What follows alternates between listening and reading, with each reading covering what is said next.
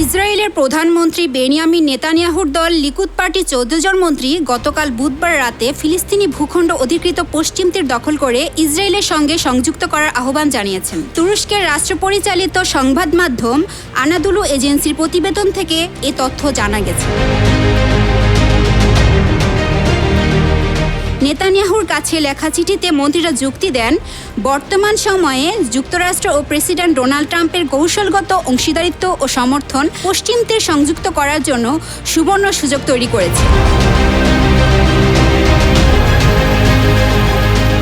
চিঠিতে আরও বলা হয়, যদি কিছু বসতি এলাকায় ইসরায়েলের অধিকার স্বীকার করে বাকি জায়গায় স্বাধীন ফিলিস্তিন রাষ্ট্র গঠনের পথ খুলে দেওয়া হয়, তাহলে তা ইসরায়েলের জন্য অস্তিত্বের সংকট তৈরি করবে। ইফাতারা উর্মি, নিউজ 21 ইন্টারন্যাশনাল ডেস্ক।